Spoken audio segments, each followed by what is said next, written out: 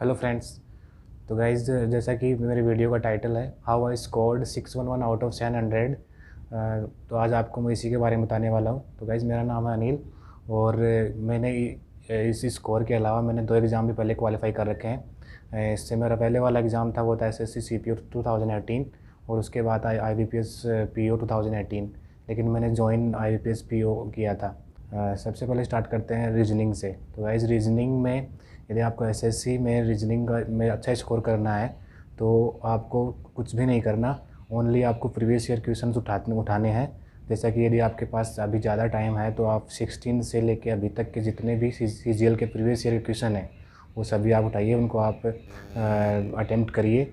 यदि आप में उसको कोई प्रॉब्लम आती है तो आप किसी वीडियो रेफ़र करिए यूट्यूब पे, उस पर्टिकुलर टॉपिक का नाम डालिए और उसका वीडियो देखिए और फिर से आप प्रीवियस ईयर क्वेश्चन अटैम्प्ट करिए। इसके अलावा आपको कुछ भी नहीं करना है। लेकिन आपको ये बात ध्यान रखना है कि रीजनिंग में कम से कम आपके 45 स्कोर होना चाहिए आउट ऑफ 50। अदरवाइज़ एसएससी में इसका कोई मतलब नहीं है, क्योंकि 40 तक स्कोर हर कोई लेके आता है। तो यदि आपको फाइनल सिलेक्शन चाहिए तो आपका प्री में इतना स्कोर होना चाहिए कि आपको फाइनल सिलेक्शन मिल जाए। उसके लिए आपका रीजनिंग में 45+ स्कोर कम से कम होना चाहिए। और वो इजीली आप जो नए टीसीएस का पैटर्न है उसमें आप इजीली 45+ स्कोर कर सकते हैं। बस आपको थोड़े एफर्ट डालने पड़ेंगे और आपको राइट सोर्स यूज़ करने पड़ेंगे। तो राइट सोर्स यही है कि आप प्रीवियस ईयर क्वेश्चन उठाइए रीजनिंग के और उनको आप ट्राई करिए। और अब दूसरा है जीके। जीके वाला पार्ट टीसीएस के आने के बाद बहुत डायनामिक हो गया है। मतलब इसमें शिफ्ट बाई शिफ्ट में इतना चेंज आता है कि कुछ ईजी है, कुछ अगले वाला टफ़ है। मतलब इतना वेरिएशन आता है और क्वेश्चन से पता नहीं कहाँ कहाँ से पहुँच जाते हैं। तो उसके लिए मैं सोर्स की बात करूँ तो उसके लिए आप लूसेंट फॉलो कर सकते हैं। लूसेंट बहुत अच्छा है स्टैटिक जीके के लिए। आप इसको 1 से 2 बार करिए, क्योंकि वैसे इतना टाइम देना नहीं होता है। इतना टाइम हम जीके को नहीं दे सकते, बिकॉज़ ज़्यादा जो रोल है वो मैथ इंग्लिश का है तो उसमें देना पड़ेगा। लेकिन फिर भी हमें प्री में अच्छे स्कोर के लिए जीके में स्कोर करना पड़ेगा। तो स्टैटिक जीके आप लूसेंट से कर सकते हैं। दूसरा है करंट अफेयर। तो अभी टीसीएस के आने बाद करंट अफेयर का पोर्शन बहुत बढ़ गया है। लाइक 25 क्वेश्चन बच जाते हैं, उसमें से कम से कम 8 से 10 क्वेश्चन करंट अफेयर से आते हैं। लेकिन आपको वीकली करंट अफेयर आपको करना पड़ेगा। यदि आप वीकली 6 महीने तक ऐसा कर सकते हैं तो आपका करंट अफेयर वहाँ से कवर हो जाएगा। तो ऐसे आप यदि आप ये सभी फॉलो करेंगे तो आपका 30+ स्कोर इजीली प्राप्त कर सकते हैं। तो ये था मेरा स्ट्रेटजी जीके का। तो गाइस, मैथ की बात करते हैं। मैथ में आपको चार चीज़ों पर फोकस करना पड़ेगा। सबसे पहले थ्योरी, सेकंड है प्रीवियस ईयर पेपर्स, थर्ड है मॉक, फोर्थ है स्पीड। तो गाइस, हम 1 बाय 1 बात करते हैं। सबसे पहले थ्योरी। थ्योरी के लिए आप राकेश यादव सर के नोट्स हैं। दूसरा है उसके लिए यूट्यूब पे वीडियोज़ हैं, वो भी राकेश यादव सर के वीडियोज़ भी हैं और अभिनय सर के वीडियोज़ भी हैं। उससे आपको थ्योरी आपकी वहाँ से हो जाएगी। और इसके अलावा आप कुछ और भी वीडियोज़ हैं यूट्यूब पे, जैसे कि गगन प्रताप सर हैं, अभिनय सर हैं, उनके भी बहुत इन्फॉर्मेटिव वीडियोज़ हैं, आप वो भी देख सकते हैं। अब सेकंड पार्ट है प्रीवियस ईयर पेपर, जो कि बहुत इंपॉर्टेंट है। बिना उसके आप किसी चीज़ को तैयारी नहीं कर सकते। आप और उनको कैसे करना है, उनको ऐसे करना है कि जैसे आप बीच बीच में मॉक दे रहे हैं, वैसे तो वीकली आपको 3 मॉक देने चाहिए। 3 मॉक में एक प्रीवियस ईयर का मॉक, बाकी 2 जो आपके परचेज़ किए हुए हैं वो मॉक। इससे आपको पता चलता रहेगा कि आपकी प्रिपरेशन कहाँ पर है, आप कहाँ पर स्टैंड कर रहे हैं।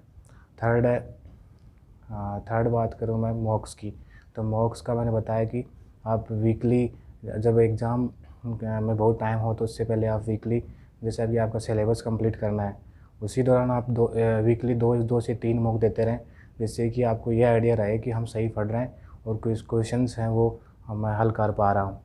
तो इसके लिए मॉक ज़रूरी है। और जैसे ही एग्ज़ाम नियर आता है तो फिर वो पूरा मॉक पे फोकस करना है, मॉक देना है और एनालाइज़ करना है। फिर वहाँ से जो भी आपका वीक पॉइंट रहेगा वो आप देख सकते हैं कि मेरा ये वीक पॉइंट है, तो मुझे उस टॉपिक के लिए वापस रेफ़र करना पड़ेगा। तो उसके लिए या तो आप फिर से नोट्स में जाना पड़ेगा, या फिर आप उसी टॉपिक का वीडियो देखिए। तो ऐसे आप करेंगे तो आपका मैथ हो जाएगा। फोर्थ है स्पीड। तो स्पीड है वो पहले आपको कंसिडर नहीं करना है, सबसे पहले आपको सिलेबस करना है। सिलेबस करने के बाद आप मॉक करते रहेंगे, टाइम लगता है, धीरे धीरे टाइम कम होने लग जाएगा, एक्यूरेसी भी आएगी। ये सब सारी चीज़ें हो सकती है आपको मॉक देने से। तो आप while preparing for SSC mock देना बहुत इम्पोर्टेंट है। तो मॉक आप हैबिट बना लीजिए कि मॉक तो देना ही है। जैसे कि आपको कभी पढ़ने का मन नहीं है तो कम से कम एक मॉक देना है, बस इतना तो करना ही पड़ेगा। बाकी फिर आपको उस डे का टारगेट कंप्लीट हो जाएगा। यदि आप उस दिन पढ़ने का मन नहीं करा तो कम से कम मॉक दे के अपना टारगेट ख़त्म कर सकते हैं। और मॉक देने से ये रहेगा कि आप उसके टच में रहेंगे, आप उससे दूर नहीं जाएंगे। तो ऐसे आपकी स्पीड आ जाएगी। और स्पीड, एक्यूरेसी और ट्रिक्स वगैरह सब आपस में इंटरकनेक्टेड हैं। आप सबसे पहले कंसेप्ट पे फोकस रखिए, कंसेप्ट पे फोकस रखेंगे और फिर मॉक देते रहेंगे तो अपने आप स्पीड इंक्रीज़ होगी। ऐसा कुछ नहीं है कि आप स्पीड के लिए अलग से कुछ करना पड़ेगा। वही यदि आप बार बार करेंगे टॉपिक्स को तो उसमें कम टाइम लगना स्टार्ट हो जाएगा और आप उसको जल्दी कर पाएंगे। यही आपकी ट्रिक्स है, स्पीड है। लेकिन एक्यूरेसी इंपॉर्टेंट है, जो कि आपको मॉक अटैम्प्ट करने के दौरान ध्यान रखना पड़ेगा कि मेरी एक्यूरेसी कितनी है। तो गाइस ये थी मेरी मैथ की स्ट्रेटजी। अब बात करते हैं इंग्लिश को मैं प्रिपरेशन को 2 पार्ट्स में डिवाइड करता हूँ। सबसे पहला है वोकेब सेक्शन और सेकंड है आरसी। तो वोकेब के लिए बात करूँ मैं तो वोकेब के लिए प्लिंथ टू पैरामाउंट नाम से एक बुक आती है, उसमें आप वहीं से वोकेब कर सकते हैं, लेकिन उसमें वोकेब लिमिटेड है, ओनली प्रीवियस ईयर की वोकेब ही मिलेगी उसको। यदि आपको उससे ज़्यादा वोकेब करनी है जो कि एसएससी में करनी पड़ती है तो उसके अलावा मैं आपको सजेस्ट करूँगा कि आप एसपी बख्शी बुक करिए। उसमें अल्फ़ाबेटिकली वोकेब दिया हुआ है, तो वो अल्फ़ाबेटिकली वोकेब आप कर लेते हैं तो मोर देन सफिशिएंट है एसएससी के लिए। तो ये था वोकेब। अब बात करूँ मैं सेकंड है ग्रामर। वो ग्रामर के लिए भी नीतू सिंह की बुक आती है प्लिंथ टू पैरामाउंट, वो मोर देन सफिशिएंट है। यदि उसको आप अच्छे से 2-3 बार कर लेंगे तो ग्रामर में आप इजीली स्कोर कर सकते हैं, इतना हार्ड टफ ही नहीं आता सीजीएल में grammar. Third RC, reading comprehension.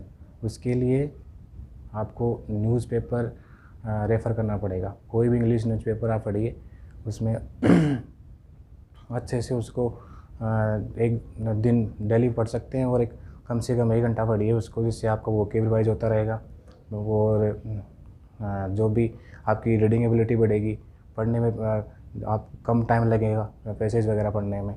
तो ये था आरसी। इसके लिए आपको न्यूज़पेपर फॉलो करना ही पड़ेगा। और न्यूज़पेपर पढ़ने के ये फ़ायदे हैं कि आप जो भी कुछ एसएससी के लिए पढ़ रहे हैं वो वहीं से रिवाइज होते रहेंगे, आपको पता भी नहीं रहेगा। जैसे कि एसएससी में पैरा जंबल पूछा जाता है, उसके लिए कोई बुक नहीं है, कोई सिलेबस नहीं है, लेकिन आप न्यूज़पेपर पढ़ेंगे तो वो वहीं से हो जाएगा। और ऐसा कुछ है आता नहीं है कि आप पैरा जंबल के लिए कोई बुक लेके आते हैं, वो आपको कहीं ना कहीं से तैयार करना पड़ेगा और वो मोस्टली आप न्यूज़पेपर से ही कर पाएंगे, इसके अलावा और कोई तरीका भी नहीं है। उसमें आपको चेक किया जाता है कि आप में रीडिंग एबिलिटी कितना है। तो गाइज़ ये था मेरा स्ट्रेटजी जो मैंने फॉलो किया। और गाइज़ यदि आपको डिटेल्ड स्ट्रेटजी है किसी भी सेक्शन के बारे में तो आप मुझे कमेंट सेक्शन में बताइए। और गाइज़ आगे आने वाली वीडियो के लिए आप इस चैनल को सब्सक्राइब कर सकते हैं। और जिस भी चीज़ के बारे में आप मुझे चाहते हैं कि मैं इसके बारे में वीडियो बनाऊँ, आप मुझे कमेंट सेक्शन में बता सकते हैं। Thank you.